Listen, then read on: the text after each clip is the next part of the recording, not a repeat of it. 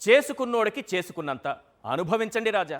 పలావు పక్కన పెట్టి బిర్యానీకి ఆశపడ్డారు. ఇప్పుడు ఆ పలావు పాయే, బిర్యానీ పాయే. పథకాలన్నీ ఎత్తేసే సరికొత్త పథకాన్ని అమల్లోకి తెచ్చింది మన ఈవీఎం సర్కార్.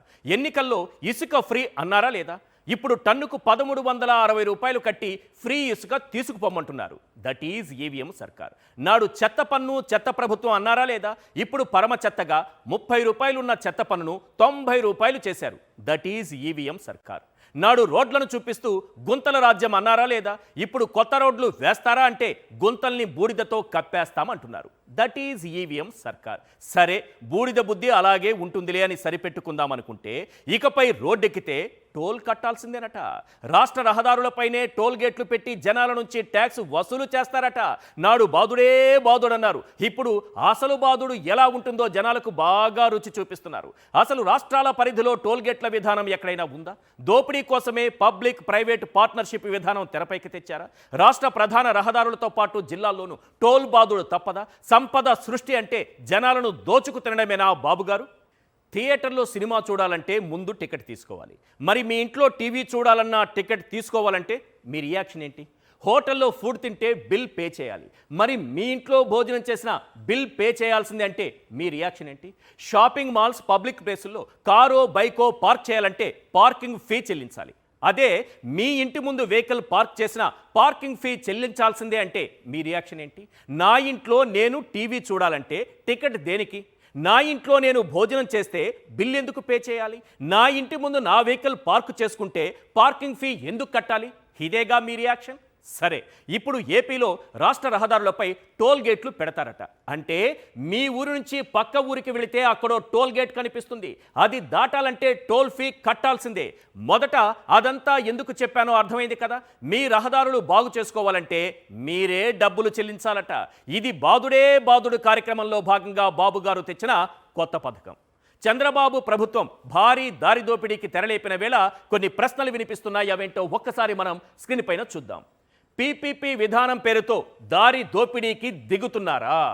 Question number 2. ఏపీలో ఊరు దాటాలంటే టోల్ ఫీ కట్టక తప్పదా? Question number 3.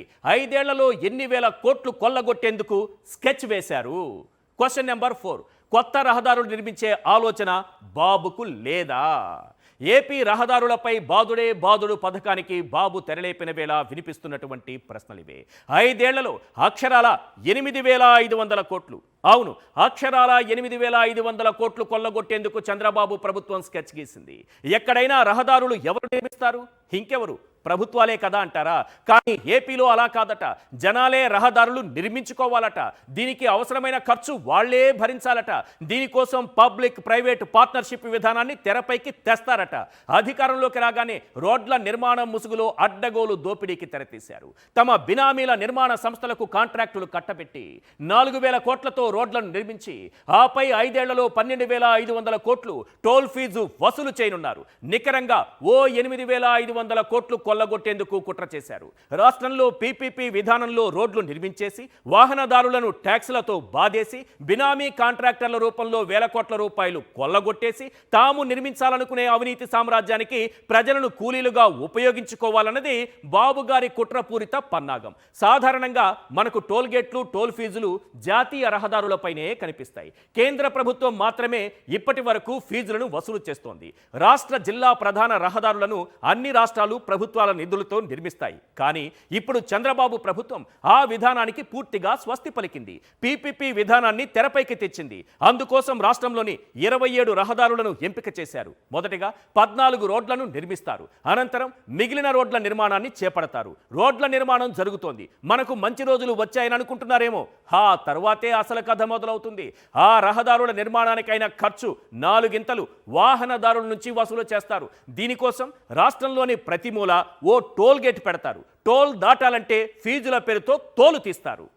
కళింగపట్నం నుంచి శ్రీకాకుళం మీదుగా పార్వతీపురం, గారు నుంచి ఆముదాల వలస మీదుగా బత్తిలి, విశాఖపట్నం నుంచి ఎస్కోట మీదుగా అరకు, రాజమహేంద్రం నుంచి మారేడుమిల్లి మీదుగా భద్రాచలం, భీమవరం నుంచి కైకలూరు మీదుగా గుడివాడ, గూడూరు నుంచి రాపూరు మీదుగా రాజంపేట రోడ్, అనంతపురం చెన్నై రహదారిలో కదిరి రింగ్ రోడ్. ఇలా పీపీపీ విధానంలో 1778 కిలోమీటర్లున్న 27 రహదారులను నిర్మిస్తారు. 5 ఏళ్లలో 12,500 కోట్లు టోల్ ఫీజుల రూపంలో మనల్ని బాదుతారు. అంత కరెక్ట్గా ఎలా చెబుతారు సార్ అంటారా? గత ఏడాది ఆర్ఎన్బి శాఖ కిలోమీటర్కు గరిష్టంగా 2 కోట్ల చొప్పున టెండర్లు ఖరారు చేసింది. ఆ రేట్ల ప్రకారం చూస్తే మొత్తం 1778 కిలోమీటర్లకు 3556 కోట్లు ఖర్చు అవుతుంది. ఈ ఏడాదిలో మెటీరియల్ ధరలు కాస్త పెరిగాయని భావించినా మొత్తం మీద 4000 కోట్లకు మించదు. అంటే 4000 కోట్లు వెచ్చించి 5 ఏళ్ల పాటు టోల్ ద్వారా 12500 కోట్లు వాహనదారుల నుంచి కొల్లగొడతారన్నమాట. ఈ లెక్కన మిగిలిన ఆ 8500 కోట్లు ఎటుపోతాయో మీకు ప్రత్యేకంగా చెప్పాల్సిన పని లేదుగా. ఈ బాదుడు వాహనదారులతోనే ఆగిపోదు సార్. నిత్యం అదే రహదారిలో ప్రయాణించే ఆర్టీసీ బస్సులు కూడా టోల్ ఫీజు చెల్లించాల్సిందే. సో త్వరలో ఆర్టీసీ ఛార్జీలు కూడా మనల్ని బాధేస్తాయన్నమాట. దట్ ఈజ్ ఈవీఎం సర్కార్. సార్ ఒక్క విషయం గుర్తుపెట్టుకోండి, నిజం నీతిగా నిజాయితీగా ధర్మంగా బ్రతుకుతూ ఒంటరవుతుంది, కానీ అబద్ధం నమ్మిస్తూ నటిస్తూ మాటిస్తూ హామీ ఇస్తూ ఆశ చూపిస్తూ దగ్గరై మోసం చేస్తుంది. అచ్చం మన చంద్రబాబులాగే. ఇది మాత్రం గన్ షాట్.